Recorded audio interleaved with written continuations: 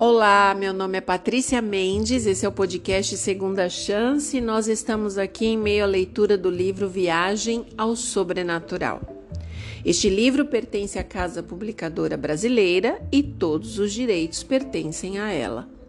Caso você tenha interesse não somente neste título, mas em outros tão interessantes quanto, entre no site cpb.com.br.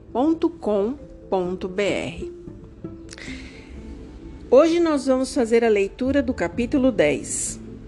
E eu já peço desculpas para vocês de início, porque eu estou num local aberto hoje, a leitura será feita neste local, ainda que tenha o fundo musical, um barulho ou outro poderá ser percebido. Mas te convido, concentre-se na leitura, na nossa meditação e também na oração final, tá bom? Que Deus possa te abençoar com essa leitura. Capítulo 10, Dia das Promessas, livro Viagem ao Sobrenatural. Você se lembra de que eu havia prometido dar ao sacerdote satanista minha resposta sobre meu ingresso na sociedade secreta até aquela quarta-feira? Os espíritos se comprometeram a beneficiar minha vida de um modo especial. Mas em apenas 2 dias fiquei conhecendo algumas das grandes promessas da Palavra de Deus. Assim foi que no dia marcado dirigi-me para o trabalho pensando nas promessas e o que eu deveria fazer com todas elas. Foi um dia muito tenso, eu resolvi pensar mais e falar menos, enquanto 1001 pensamentos cruzavam a minha mente. Terminado o expediente, às 17 horas, decidi ir para casa a pé em vez de tomar o bonde. Estava muito preocupado para saborear qualquer alimento e resolvi ficar sem jantar. Eu teria que fazer um desagradável telefonema ao meu amigo Roland para informá-lo de que, por razões que eu não poderia mencionar naquele momento, eu não iria à costumeira sessão de louvor aos deuses naquela quarta-feira à noite, e que ele, por favor, dissesse ao sacerdote que eu faria contato com ele logo que fosse possível. Enquanto andava sem pressa pela rua Blairy, no sentido norte, passei em frente a várias lojas, sem prestar nenhuma atenção. Mas por uma razão que não consigo explicar, dei uma rápida olhada em uma vitrine. Andei mais uns 10 metros quando tive um lampejo de que eu havia visto uma Bíblia. Voltei e olhei de novo. Ali estava, na frente de todos os objetos usados à venda, uma Bíblia nova. O nome da loja era algo parecido com Penhoras e Pechinchas do Samuel. Por trás da Bíblia havia um cartaz pintado à mão que dizia: Bíblia em promoção especial hoje. Entre para uma verdadeira pechincha. Entrei e fui avançando devagar pelo meio da loja cheio de gente. Os objetos estavam amontoados nos balcões de ofertas e era difícil encontrar espaço para andar entre eles.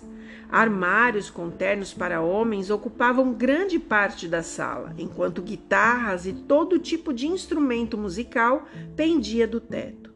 Cartazes e mais cartazes promoviam pechinchas e mais pechinchas. Um velho de pequena estatura se aproximou de mim e disse: "Posso ajudá-lo?" "Estou interessado na Bíblia em promoção na vitrine. Quanto o senhor quer por ela?" "Sim, a Bíblia. Já vou buscá-la para você." "Senhor, não vá buscá-la. Eu só quero saber o preço, pois não tenho muito dinheiro." Mas ele foi, assim mesmo. "Você tem o suficiente para comprar esta Bíblia, tenho certeza. Faz 1 hora que a coloquei na vitrine. Eu a coloquei em oferta especial." Ele não parava de falar e eu me esforçava para ser cortês devido à idade dele. "Se você quiser uma Bíblia por um bom preço," ele disse, "nunca vá a uma loja de Bíblias. Procure sempre em um lugar como este." A essa altura ele havia ido e voltado, passado por todas as bugigangas sem derrubar nenhuma. Ele deve ter sido um acrobata em sua juventude, pensei. Colocando-a em minhas mãos, ele disse: "É linda, não é mesmo?" "Quanto custa?" eu insisti. "Você não terá que pagar o preço normalmente elevado das lojas de Bíblias. O preço de uma Bíblia igual a essa seria aproximadamente $15, ou mais. Deixe-me te mostrar por quê." Ele abriu no Novo Testamento e disse: Eu não entendo muito de Bíblias, mas sei que as que têm algumas partes impressas em vermelho, como esta, são as melhores. De novo tentei perguntar quanto ele queria pelo livro, mas ele me venceu mais uma vez. Eu estava decidido a colocar um bom preço nesta Bíblia, mas quanto mais converso com você, mais baixo fica o meu preço.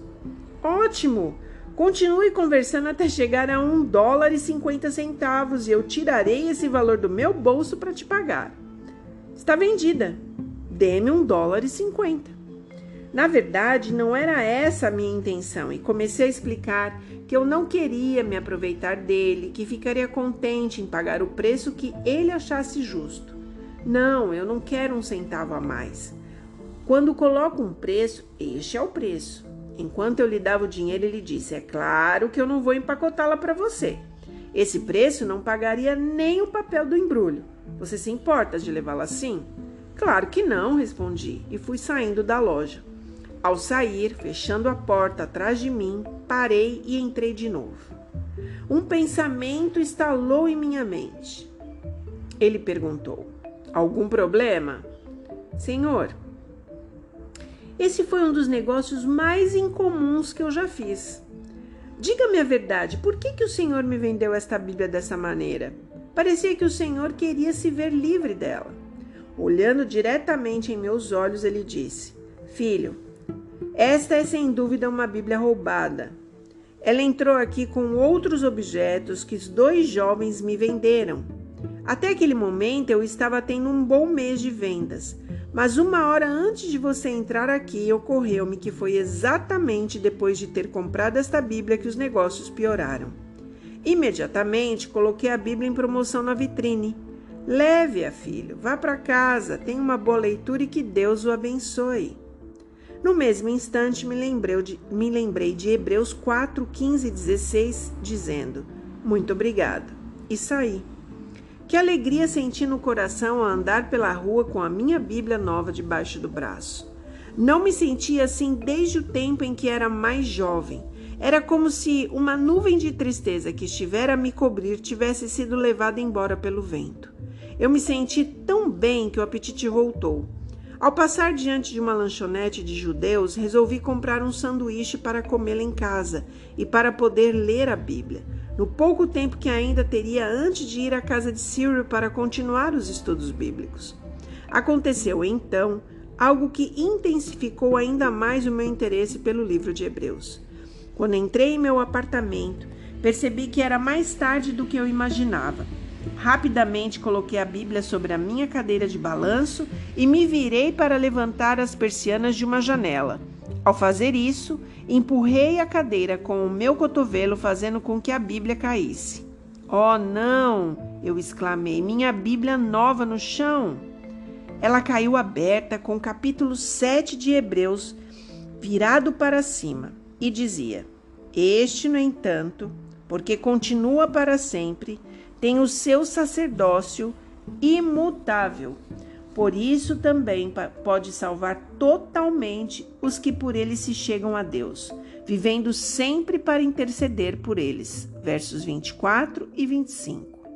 Meus olhos se moveram um pouco e li mais adiante. Ora, o essencial das coisas que temos dito é que possuímos tal sumo sacerdote que se assentou à destra do trono da majestade dos céus, como ministro do santuário e do verdadeiro tabernáculo que o Senhor erigiu, não um homem. Isso está em Hebreus 8, versos 1 e 2.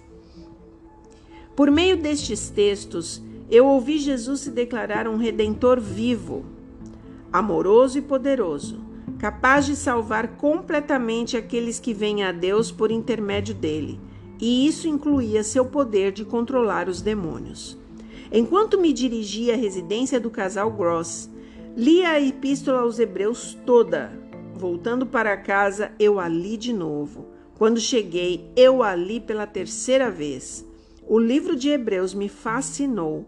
Ele me mostrou que a intercessão de Cristo em favor do homem no santuário do céu é tão essencial à salvação como foi sua morte sobre a cruz. Isso causou uma profunda impressão sobre minha mente. Eu vi Jesus como alguém que ama os indignos de amor, como alguém que é capaz de consertar tudo. Percebi que o Senhor da Glória permitiu que o homem o pregasse numa cruz, para que por sua morte destruísse aquele que tem o poder de morte, a saber, o diabo. Isso está em Hebreus 2,14. Agora eu entendia que minha única esperança era colocar minha confiança nos méritos do sangue daquele que é poderoso para salvar todos os que vão a ele. Dos 4 temas estudados naquela quarta-feira à noite na residência de Cyril, um sobressaiu a todos, seu título, O Destino dos Ímpios. A esta altura, a Bíblia me revelara o doador da vida como um Deus de amor, um Deus que amou ao mundo de tal maneira que deu o seu Filho, para que todo o que nele crê não pereça, mas tenha a vida eterna. Esse fato foi reforçado por 2 passagens bíblicas adicionais, de uma maneira que eu nunca mais esqueceria. Primeira, que Deus não enviou o Filho ao mundo para condená-lo, mas para salvá-lo. Isso está em Jó 3,17. Segundo, que Deus quer salvar todos os homens. Isso está em 1 Timóteo 2,4. Desta maneira, descobri que é o amor que move Deus em todas as suas relações para com a humanidade. Eu me perguntava o que Deus faria com aqueles que rejeitassem a sua oferta. Iria se transformar no tipo oposto, isto é, passaria Deus a encontrar prazer em torturá-los eternamente, como a maioria dos cristãos parecia acreditar? Eu estava curioso para ver o que a Bíblia tinha a dizer sobre estas questões. Nosso estudo se concentrou primeiramente na origem do mal, em seu autor e no que Deus fará com ele depois que o pecado chegar ao seu fim. Isaías afirma: como caístes do céu, ó estrela da manhã, Lúcifer, filho da alva. Isaías 14:12, Ezequiel 28:12 a 15. Descreve o elevado intelecto de Lúcifer e a exaltada posição que ele teve no governo de Deus. Assim diz o Senhor Deus: tu és o sinete da perfeição, cheio de sabedoria e formosura. Estavas no Éden, jardim de Deus. De todas as pedras preciosas te cobrias. Tu eras querubim da guarda ungido e te estabelecestes. Perfeito eras nos teus caminhos, desde um dia que foste criado até que se achou iniquidade em ti. Lúcifer deixou de admirar a beleza do caráter de Deus para admirar a si mesmo.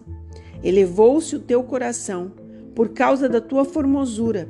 Corrompestes a tua sabedoria por causa do teu resplendor. Isso está em Ezequiel 28:17. Ele multiplicou por muitas vezes os seus próprios interesses, até que chegou o momento em que optou por um curso de ação que, na opinião dele, iria colocá-lo em condições de igualdade com Deus e superior a Jesus Cristo. Disse o profeta Isaías em Isaías 14, versos 13 e 14. Tu dizias no teu coração: eu subirei ao céu, acima das estrelas de Deus exaltarei o meu trono e no monte da congregação me assentarei. Nas extremidades do norte subirei acima das mais altas nuvens e serei semelhante ao Altíssimo.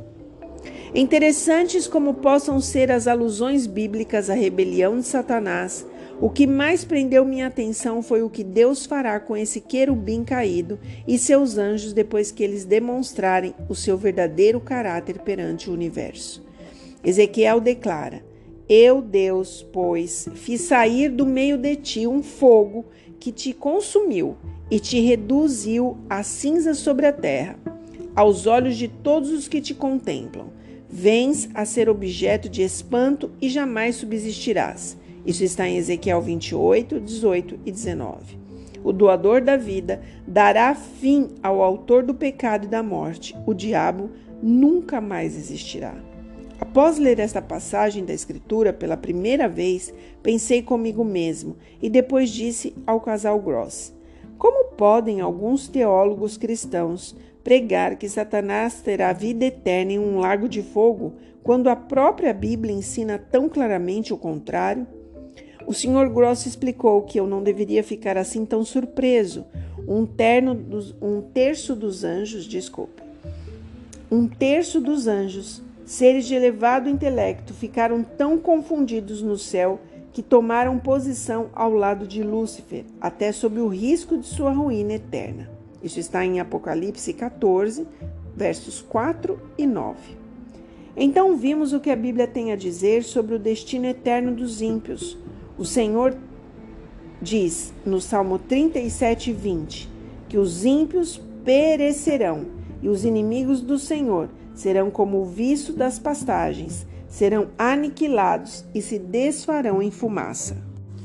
Essa passagem indica claramente a extensão da destruição daqueles que rejeitaram a misericórdia de Deus e persistiram em autodestruição. Em minha mente, voltei aos dias de minha infância. Era costume das pessoas que moravam no campo naquele tempo fabricar seu sabão caseiro. Meu pai geralmente fazia isso nos meses frios do inverno, quando era mais confortável trabalhar com o fogo. Era preciso derreter grandes quantidades de gordura animal e fervê-las por muitas horas sobre um fogão a lenha nos galpões. Meu irmão Edgar e eu nos divertíamos lançando pedaços de gordura animal sobre o fogo barulhento. Gostávamos de observar quanto tempo essa substância levava para queimar e desaparecer. Assim também a Bíblia declara que, à semelhança da gordura no fogo, Deus erradicará da face do nosso planeta todos os ímpios e todos os vestígios do pecado. Finalmente encerramos nosso estudo com a leitura e reflexão de um texto que descreve a recompensa dos ímpios. Pois eis que vem o dia e arde como fornalha. Todos os soberbos e todos os que cometem perversidade serão como o restolho. O dia que vem os abrasará, diz o Senhor dos Exércitos, de sorte que não lhes deixará nem raiz nem ramo. Pisarás os perversos, porque se farão cinzas debaixo das plantas dos vossos pés, naquele dia que prepararei, diz o Senhor dos Exércitos. Cyril afirmou que o grande monarca do universo, embora seja um Deus de amor, é ao mesmo tempo um Deus de justiça. Não devemos nos esquecer que, enquanto o elemento amor controla seu ser, aqueles que rejeitam seu amor e seu sacrifício por meio da morte de seu filho no Calvário terão traído e trazido sobre si condenação sobre si mesmos. Carregarão sobre si próprios a culpa de rejeitar o Espírito da graça. Virá o dia, continuou Cyril, quando Deus executará a sentença de morte que as pessoas terão trazidas sobre si mesmas. Será morte eterna, porque o salário do pecado é a morte. Foi aí que compreendi que a doutrina do tormento eterno, pregada em muitos púlpitos cristãos, tem contribuído para que Deus seja expulso da mente e da vida das centenas de milhares de pessoas. Em minha juventude, eu me tornei vítima desse sofisma. Entendi também que, para se obter uma correta compreensão do estudo sobre o destino dos ímpios à luz da palavra de Deus, é preciso começar com o fato de que a lei do amor é o próprio fundamento de seu governo. Desta premissa se originaram todas as ações de Deus para com as pessoas que ele criou. Portanto, é impossível acreditar na doutrina do tormento eterno. Esse estudo contribuiu especificamente para remover do meu coração tudo que havia me tornado amargurado com relação a Deus. Posteriormente, Cyril me explicou que os milhares de anos de sofrimento da humanidade são o resultado direto das ações de Lúcifer no céu, quando iniciou a sua grande rebelião. Pela exaltação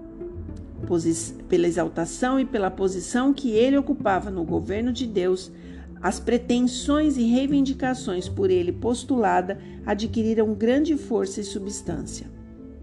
Escondeu em mistério os seus reais objetivos.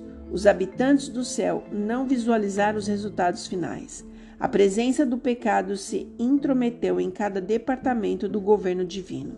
Lúcifer cobiçou a honra e o poder que cabiam somente a Deus. Os anjos do céu e os habitantes do universo não podiam compreender a natureza do pecado e suas consequências finais.